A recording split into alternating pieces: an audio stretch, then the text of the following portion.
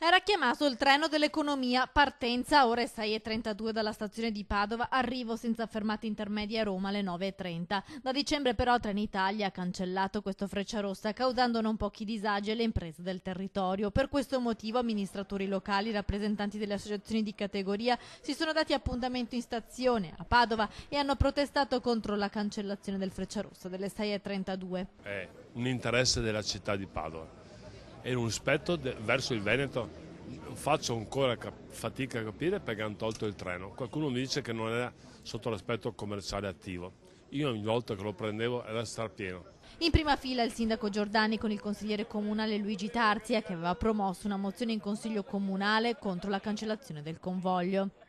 Ed è un servizio che meritano anche i professionisti che avevano un treno che potevano recarsi in giornata a Roma per poter svolgere le loro attività e rientrare la sera. A marzo, proprio alla luce delle difficoltà rilevate dalle imprese che utilizzavano il treno per le trasferte giornaliere dei dipendenti nella capitale, c'era stata anche una riunione in provincia per chiedere il ripristino della tratta diretta, accorpando in un unico viaggio i due treni delle 5:53 e delle 6:53 diretti a Roma con fermate intermedie. Anche la regione era intervenuta, visto che Padova serve anche il bacino di Treviso, Vicenza e Rovigo. Nonostante le soluzioni proposte, Trenitalia non ha mai ripristinato il Frecciarossa. Il treno delle 5:53 adesso si ferma anche a Firenze e a Bologna e quindi si rischia molte volte di non trovare più posto e quindi le aziende sono costrette, i professionisti, a partire il giorno prima per andare a Roma e quindi con un aumento dei costi. Le associazioni di categoria sono state chiare, il treno è fondamentale. Il sindaco di Padova con l'occasione ha ribadito anche l'urgenza della linea ad alta velocità.